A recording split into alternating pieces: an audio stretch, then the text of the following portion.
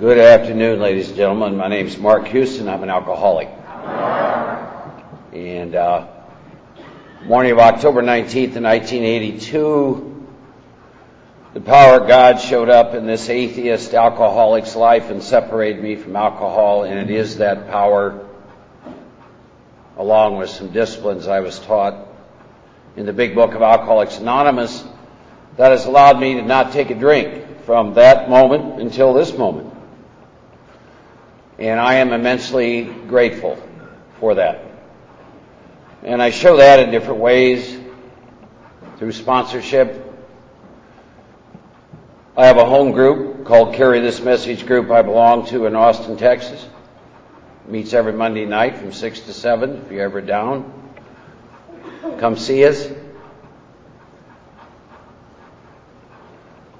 I never miss that group. I'm the treasurer of that group. I show up for every group conscience. You see, I love being sober. Longer I'm sober, I see God and experience God in the pots and pans and the simplicity of my life. For example, when I was drinking, at times I lived on your couch or in a car.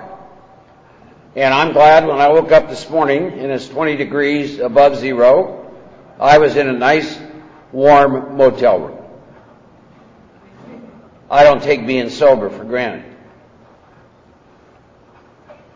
I had a choice of more than one pair of shoes to come and wear to spend some time with you. I had a choice of several shirts and several ties.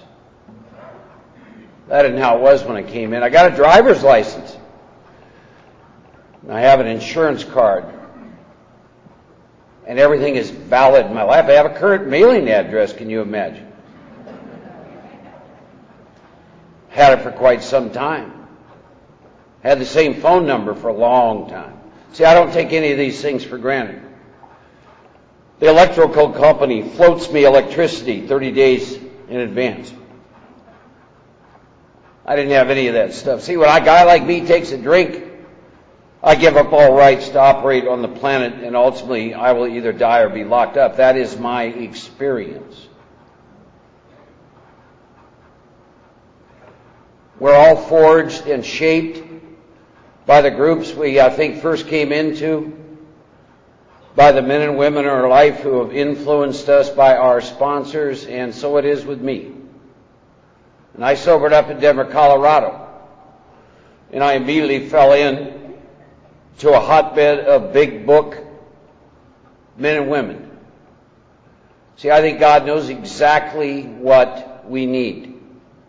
This is how asleep I am. I took my first drink of alcohol when I was 16. I took my last drink when I was 36. And unless I was either in the military or completely unable to drink, I was a daily drinker, a blackout drinker. I placed alcohol above everybody and everything, as evidenced by my story and my amends. And I get separated from alcohol, and I'm about 6 months sober before I realized I haven't been drinking. Now, when you're that asleep, it's a problem. See, there's nothing worse than being an alcoholic and having 1 to 5 days off alcohol and then think you're choosing to relapse. Kept me drinking for a long time. The idea that I'm involved with my relapses. See, I'm a real alcoholic and I've lost the power of choice in drink. And when I look back, that happened for me very early on in my drinking career, probably by the time I was 18. But I couldn't see it. And that group that I got sent to, they didn't work off the assumption that because I walked into their meeting that I was a real alcoholic. Some of you, I think, might have known the first man who carried the real message to me, Don Pritz. Don died several years ago. Wonderful man. He did a great thing for me. He did not assume that I knew what it meant to be an alcoholic. He probably denied right up to his death that he ever sponsored me. Some of those groups I went to were purists, and the word sponsor is not mentioned in the recovery portion. They didn't use it. They didn't believe in dependencies. I made the mistake of saying 2 or 3 times in a meeting, my sponsor said, and I was told in no uncertain terms, I don't want to hear you say that again. What's the book say? What's the book say? No dependencies. What's the book say? Thank God for that. Thank God they didn't fall into that dependency trap. My sponsor says, sponsors drink, they die, they get old, you move, all kinds of things. They knew that. I called Don. It always looked the same. He'd ask me, have you prayed? If I said no, he would hang up. So I either prayed or lied. Then he would say, get your big book. He taught me many things in that process. See, when you're trying to work with a real alcoholic, every time you work with them, you're modeling something to them. And what he taught me is it's about God. What does the book say? The recovery portion. About everything. Relationships, money, health, name it. Big book covers everything. There isn't anything I've ran into since the day I got sober that I can't get a solution in the big book. One of the most profound pieces of literature I've ever read. And I've read a lot because I had my years in which I was going to get to know God intellectually.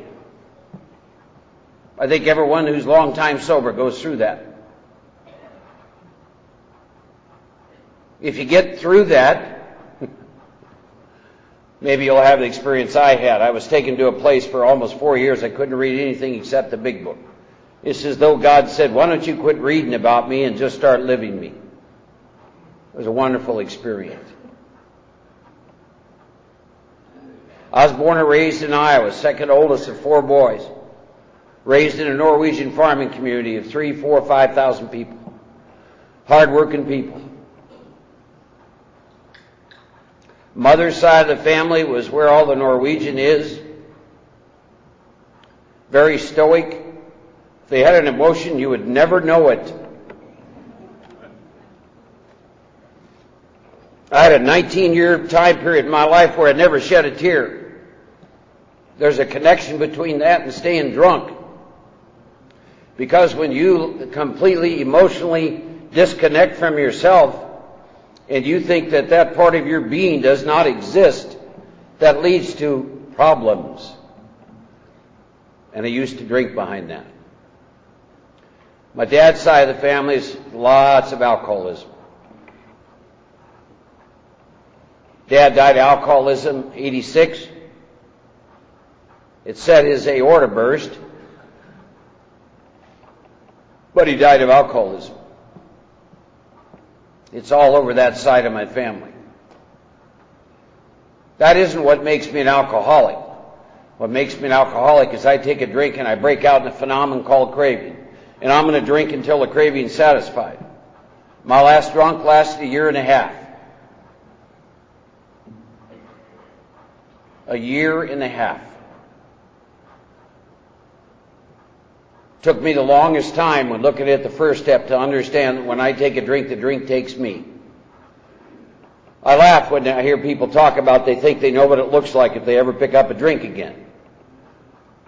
See, if I knew what it looked like, you'd have another speaker, because that would imply I had power over alcohol. I don't. I am powerless over alcohol. I take a drink, and the drink takes a drink, and the drink takes Mark.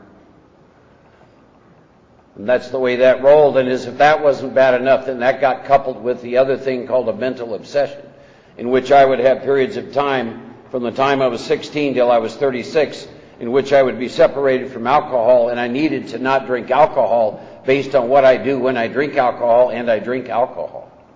And not realizing that I'm not involved in that. That incredible first step. As far as I can tell, 1/3 of the big book was devoted to me, the recovery portion of the text is devoted to me finding out my truth. Why do I want to find out that truth? Because if you're a victim of the disease of alcoholism, you, like me, suffer from a deadly illness, and it kills and kills every time. 2 weeks ago, 18-year-old alcoholic left the place I worked 3 days early. Been there almost 90 days. Very young, bad alcoholic. Didn't think he was an alcoholic. They found him 4 days ago. His grandmother found him dead. 18 years old. Alcoholic poisoning. Alcoholism kills.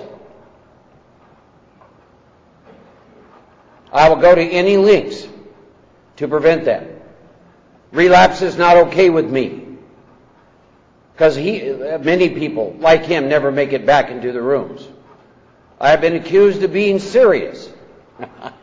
Gee, I don't know why I would be serious. The ones who accuse me of that are normally people with a lot of relapse history. We were talking earlier, my experience is if you want to stay sober, you better turn into a marathon runner. This is not for sprinters. The one thing I notice about the men and the women in my life who had some shape and influence on me when they died had several things in common. And none of them are very complex. They all had a sponsor, which I do. They still all belong to a home group, which I do. They still all sponsored men or women, which I do. They work with the daily disciplines of the 10th and 11th step. And they did their best to live these principles in their lives on a daily basis. Very simple stuff. The ones I see who drink, move away from that. I've watched people pray and meditate themselves right out of the rooms and get drunk. I've watched it happen via church. I do a lot of stuff with 11th step, but I do it along with, not instead of. I met God in the rooms of Alcoholics Anonymous and in my own personal experiences through the steps. I don't think I need to go anywhere else. Do I do a lot of other things alongside that? Of course I do. 11th step, be quick to see where religious people are right, make use of what they offer, and I do. I'm a thief. Want to find out about meditation? Go visit monasteries. Go talk to a Buddhist who's been meditating 30 years. I do stuff like that. I find it to be fascinating. Go visit a monastery, Gethsemane, and visit a monk who's devoted his life to worship and prayer if you want to find out about worship and prayer. Say to him, tell me about that. How come when you wash dishes it looks like you're handling something holy? You want to tell me about that? They started to teach me about all the things the big book said.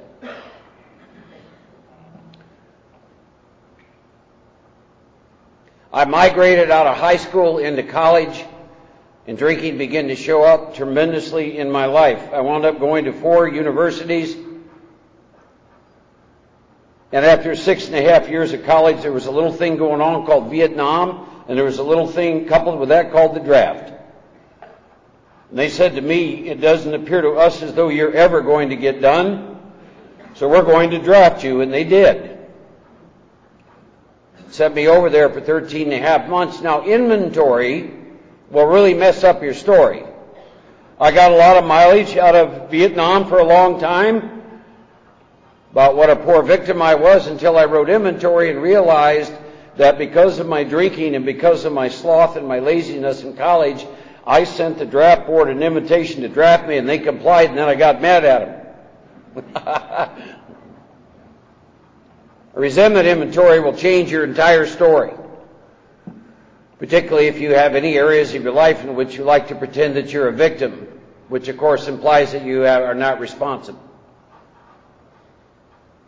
I came back from there, went back and finished up college, got married and roared off to San Francisco in a new Volkswagen, $150 and a wife. Went to work for a major insurance company in San Francisco as a claims adjuster. What a great life for an alcoholic. Unlimited expense account, big Bonneville in San Francisco.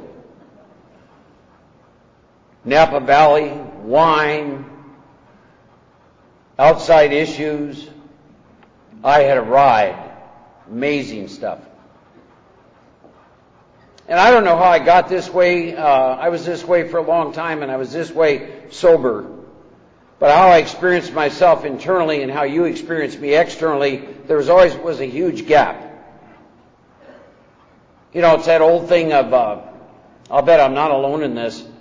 I got constantly in my report cards, not working up to his potential. You ever get that one? And these people would tell me I was capable of doing all of these things, but inside I had a voice that said to me, it's only a matter of time till they find out who I really am, and the axe will fall. So I was always moving on to the next job. Left San Francisco, went up to Eugene, Oregon, and then Portland, Oregon. And my alcoholism, my drinking, it's getting worse and worse. And part of my story in my alcoholism, as the drinking gets worse and worse, the phenomenon of craving, the mental obsession, I begin to compromise in every moral value system I was raised with. Begin to commit adultery. Alkies are funny. You don't hear that word very much from the podium. We don't mind having affairs, but heaven forbid we commit adultery. I committed adultery. When you're married, that's what it's called, yeah. And the shame, the guilt, the remorse of that, not being able to give my employer a full day's work, and now I'm in that groundhog cycle, and it all feeds itself. And pretty soon I'm drinking more than I'm working, and pretty soon that job goes away. And I moved up to the state of Washington, and then I moved up to Alaska. Was in Alaska for a year. Hard place to drink if you're an alcoholic. They have this several months of the year when it's dark and several months of the year when it's light.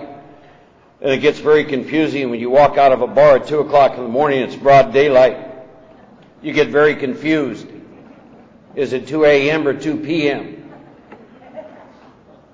And from there I wound up going back to Colorado. Last 2-3 years of my drinking is when I slept in cars and on couches and things of that nature. And through a series of events, I wound up in a detox. And then I wound up going to a 30-day rehab, and out of there I wound up going into the rooms of Alcoholics Anonymous and meeting people like Don, my good friend Joe. First couple years in recovery were hard. When I sobered up, I had brain damage, kidney damage, liver damage. Everything I owned fit in a duffel bag. Didn't have a car. But I'd been separated from alcohol. 1 week out of that rehab, I wound up getting a job. I had that job for 8 years. The miracle of God's power showing up in my life. I remember I went to interview with that woman. I was weighing about 260 then. I had a suit that I was wearing that I probably bought when I weighed about 200. And I was sweating bullets because I was terrified. See, if you drank like I did and you get struck sober, and you got to look at this world through sober eyes, it is a very scary proposition. And I'm interviewing, she says to me, well, what have you been doing? I said, well, drinking in rehab. She says, no, I meant for work, you know. So I tell her, she told me later that every bone in her body says not to hire me, but she hired me. Turned out my boss was in recovery. So he'd pick me up a van 6:30 in the morning, and we'd be down there at 7 o'clock. Before we were done, there were 8 of us alkies working for this company. We was in the retail selling cameras and video and all that other kind of stuff. And we were breaking every sales record known to man. The president finally came down and said to the manager, what in God's name are you and your guys doing? He said, listen, they're drunks. They're just happy to be breathing, man. They're here from 7 in the morning till 6 at night. And boy, that was the truth. Thank God for that experience. And then my head started to clear. And then I began that process of the steps. Really taking a look at the first step. I rework the first 9 steps once a year. I do that for this reason. There is a phenomenon I have experienced called Reconstruction of the ego. I cannot defeat my ego. It takes the very best of me. And my efforts at the disciplines of the 10th and 11th step fall short. So I always take 1 month out of the year. Last year I did it in April, and I reworked the first 9 steps in a formal setting with other people. Formal meaning we get together and we revisit that first step experience. Doctor's opinion to page 23, and looking at me in this phenomenon of craving. What happens to Mark when he takes a drink? You know, this is how intelligent we are. As far as I can tell, the big book has 33 pages of information devoted to you and I answering one question. When I take a drink, do I lose power, choice, and control? You would think that wouldn't take 33 pages. So why would that be? Maybe because I'm looking for every reason in the world why that doesn't happen to me. Because if that happens to me, then I'm a real alcoholic, and that means I'm probably going to have to quit drinking. So I'm looking for the times that I went out and just had 2 and went home. But they're not very many. So I go back and revisit that. And I look at the time when my grandmother died, and I'm up in Alaska, and I get on a plane, and I got 3 days to get to Iowa, and I take a drink, and 6 days later I wake up in St. Louis, Missouri, came out of a blackout and missed the funeral. And I wanted to be at the funeral. And I don't know how I got to St. Louis. And I got hundreds of examples like that. If I take a drink and the drink takes me, and I see my God-awful truth that this is me. And then those incredible pages of 23 to 43 where I look at what is called the obsession, the mental obsession of the mind, in which I will commit the most insane act of my life, stone cold sober, on my power. And is that me? Do I believe that? The first step consideration, do I believe that I've lost the power of choice and drink sober on my power? My power. Not me and God partnered up, but Mark's power. And I look at all of the times in my life in which I would have been separated from alcohol for a period of time, should have never picked up a drink, and I picked up a drink, and I see that this is me. I see on my power there's a time when I'll have no effective mental defense against the first drink. How does that translate in terms of the 10th and 11th step? As far as I can tell, the big book says that I am sober today because I'm in fit spiritual condition. Not because I believe in God, not because I'm a nice guy, not because I have a home group, because I'm in fit spiritual condition. And if in fact I've lost the power of choice and drink and I have no mental defense, then maybe that's why I'm going to do the mental disciplines of 10 and 11 every day, which is why I do them. Because see, I don't know if today is the day when my mind says, you know, they didn't have Corona when you were drinking. And there's some new wines out there. See, maybe today's the day. I don't care to have that experience.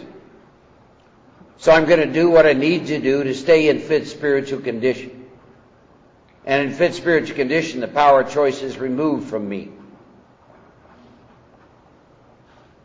I laugh about that sometimes. You know, I'll be in the grocery store, and I'm not present to what I'm doing. I'm into internal dialogue, listening to the voices.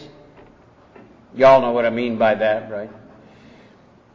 And you wake up and you're in the liquor aisle, surrounded everywhere you look. You see, and that can happen to us, and we can be in a position of neutrality, can't we? Sometimes I just stand there and look at those beautiful bottles. See, I think on any given day I still love alcohol more than most people drinking it. Because of what? Because of the effect it produces. See, I'm not a guy that just quit drinking and go to meetings, works with. Because of the effect produced by alcohol. The 9th step promises, when I took a drink and the drink worked, the 9th step promises came true in my life. You try and ask a normal drinker, you say to them, what happens to you when you take a drink? They will not use the words that you and I use. Oh, I felt close to God. I felt at one with everybody and everything. They don't say that. I remember once I said to my mother, bless her heart, she's dead now, but I said, she wasn't an alkie, I said, Mom, when you take a drink, do you lose control over how much you drink? And she looked at me and she said, why would I do that?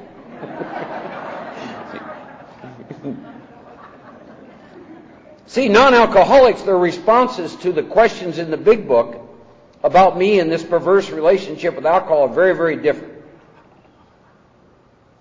So I see I'm in those pages where they talk about Fred. Fred drank when there wasn't a cloud in the horizon. Talked about Jim. Jim drank suddenly. I have experience with suddenly. The thought occurred. I have the experience of the jaywalker. I'm in those pages. That's me. Bottom of page 43, once more, Mark at certain times has no effective mental defense against the first drink. Is this you, Mark? Is this your experience? Is it, Mark, your current experience? You'll hear me use the verbiage current experience. Here's why. I can't live off the food I ate a month ago, and I certainly can't live off the action I took in the steps this year. I think our book calls it resting on our laurels. I've done that before. I paid the price. I don't want to pay the price. Tell you what happens to a guy like me, sober, just going to meetings. Between my 9th and 10th year, I got the opportunity to spend 40 days in a psych hospital in Houston, Texas. That's what happens to a guy like me who's just sober, doing nothing but going to meetings. Asking myself how I got there. Horrific experience. Can't find it in the big book. Came out of that experience. In many respects, it almost feels like I have 2 periods of sobriety, my first 10 years and thereafter. But I got released from that hospital in 1991, and I was down in Kerrville, Texas. And I went into the big book, and I started asking myself some questions, particularly around the 10th and 11th and 12th step. And the questions were this: what have you been BSing yourself about that you say you're doing that you haven't done? And I saw how strict those disciplines were. So I really recommitted, and from that day to this, I stay committed. I reworked the first 9 steps 4 times in the first 2 years. I had a lot of unfinished amends I didn't clean up. I missed that line in the 8th step, made a list of all ALL persons we had harmed. I didn't understand the connection, that everything is connected, that if I have unfinished amends today, sober, that has a connection between me and everything and everybody. I didn't understand that. I didn't do enough work with inventory, the resentment inventory, the fear inventory, the sex inventory. I remember being 14 years sober, sitting in a grocery store, in my car outside the grocery store, afraid to walk in because somebody might say hi to me. See, I need God in my life. I need to be grounded in the power of God in my life. To do what? To live life. I don't know how I did what I did yesterday, and the world expects me to do it today. What alkie knows anything about a long-term relationship? Right? The most significant long-term relationship I ever had was the Internal Revenue Service. Lasted 14 years. I grieved for a year when it was over. But boy, I learned a lesson. I got a CPA, and if anything, it's overpay, overpay, overpay. I will not invite those people back into my life again.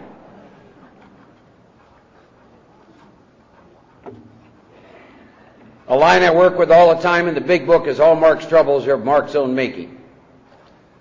That's one of the most strongest statements of power that you'll find in the book. That means I'm responsible for my life, all aspects of it. My health, my wealth, my sobriety, my relationship with God, my seeking, all of it. It means I got to give up the blame thrower. And I get a rest in taking complete responsibility for my life. When I go back through and I look at the steps, I take a look at what I call my current unmanageability. Another word for it is my current agnosticism. Areas of my life in which I still am experiencing fear. Areas in which I might be having trouble in personal relationships. Prey to misery and depression. And I take a look at all of that, and buried in the middle of all of it is fear, and I'm into fear because I'm into self-reliance, and there is no God. And then I take that into the second step. How do you look at the second step if you've been sober for a while? Easy. Is there a God that I can know who can take me past here? Take me past every experience I've ever had into dimensions of joy, wonder, love, service that I know nothing about. Because if there's not more of God past here, then God is limited. The idea that I know everything there is to know about God within the confines of my brain, second step is very exciting to me every time I look at it, every time I go back through. Is there more past here? Choosing once again that God is everything in my life. That choice, what an incredible choice. God is everything. Placing everything under that umbrella, that power, that protection. Coming up to my third step. Am I convinced my life run on my will?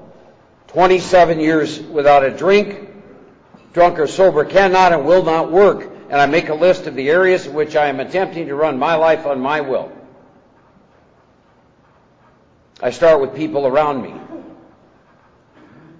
Sponsees who won't do what I want them to do. Right? Employees. And I start to see where my self-will. See, the longer I'm sober, the harder the work. Here's why. My ego has a new face. It's called this guy, been sober a while. A spiritual man. An elder of the group. A clean car. Money in the bank. It's still ego. It's just got a different face. Hell, when you're new, it's easy to see all that stuff. You get sober for a while. Get some time. Get some experiences behind you. The ego still operates in the same fashion. Just has a different look to it. This lets me see what I'm rubbing up against. How am I in my 27th year suffering from the delusion I'll be happy and satisfied if I manage well? And I make a list of that. Because that's where I'm going to see my current agnosticism. And then finally the big book hits me right between the eyes once again about this is what's really wrong with you. Mark, the root of your whole troubles. You're selfish and self-centered.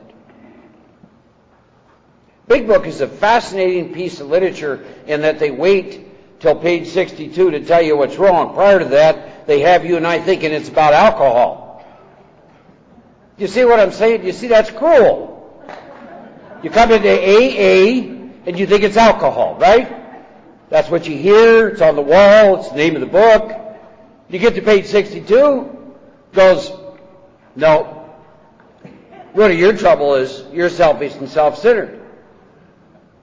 And they're bold enough to even follow that on the next page saying, by the way, just so you know, your drinking's but a symptom of what's really wrong with you. See? AA from the day I came in is still a Cheech and Chong experience. Well, what do you mean? Alcohol's not my problem. It's not your problem. See, if alcohol is your problem, Mark, detox would have worked. And that little light goes off. Whoa, what does that mean? It means if alcohol was your problem, we would have separated you from alcohol, patted you on the fanny, and said, go have a good life. We tried that hundreds of times. You'd go drink again. So we got to figure out the causes and conditions. Okay. Make that third step decision. Now you start to write inventory. I wrote inventory last year, 7 names. That's the first column. Second column is where my resentment are. I had 23 of them. I love to write the second column, and I don't pretend I'm nice. Nice alkies scare me to death. See, I know better. Don't you love that? You know, it's like, you ever go to a meeting and you hear about being people pleasers? Can you show me the connection between me being a people pleaser and selfish self-centeredness is the root of my trouble? See, if I ever pleased a person, trust me, I had a motive.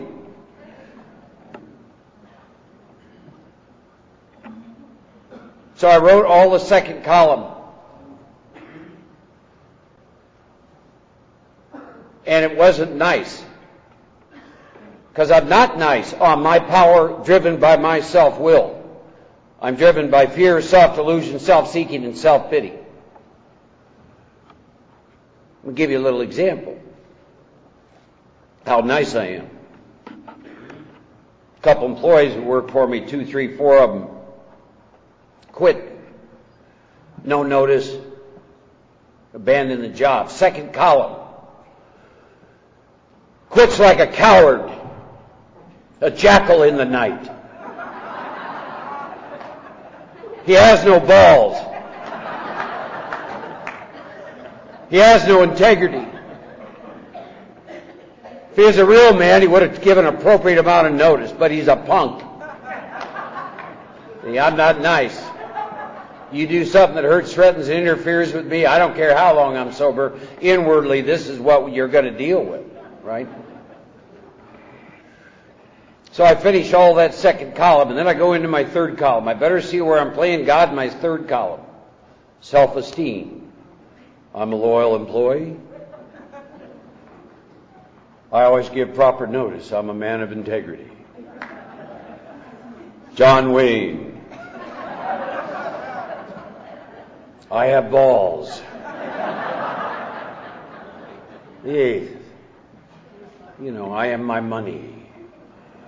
Don't threaten my money. Just third column. See, and I see what I'm rubbing up against. Then I write the fourth column, and it turns the second column into a lie. And that's what better happen to you when you write inventory. Your third and fourth column better turn the second into a lie, even though it has a grain of truth to it. Otherwise, all your troubles are not of your own making, and you'll never get free. Mine are. Why? I hired him.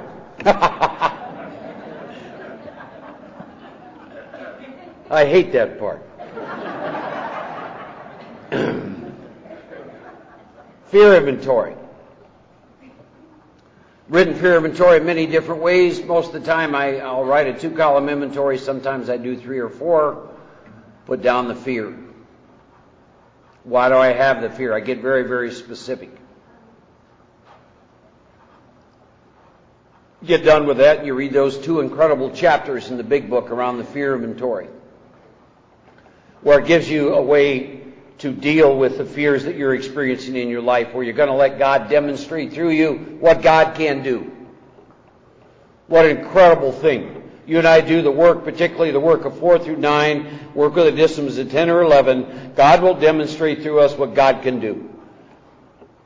I don't have any power to not drink alcohol and be a selfish, self-centered human being. Instead, I get to be up here with you this weekend, share some time with you. I get to sponsor men. I get to be of service. I can't do that on my power. I ask God to remove it and remind me what He would have me be, my third step decision. I'm God's child. I'm an actor. God's my director. I'm an agent. God is my principal. I'm an employee. God is my employer. And the fear can leave. Third inventory, sex inventory. Stay sober long enough, it becomes about relationships. About 9 questions in there you have to answer. So you write those 3 inventories.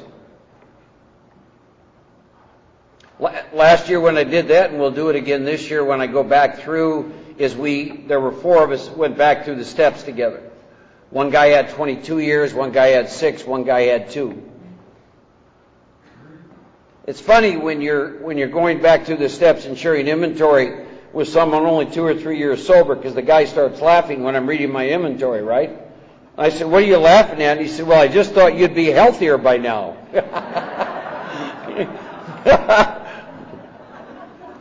I said, "Well, you're wrong." A friend of mine says, "Don't get too well on me, Mark." So we shared our inventories. Very powerful process. Then I leave there and I spend an hour and I answer those questions. Bottom of page 75. Take a timer, set it for an hour. Whole bunch of questions. Construction questions. Questions about the stones and is your foundation in place and the mortar. Have you reviewed the first 5 steps? Do you know God better? What an incredible question to ask after an inventory.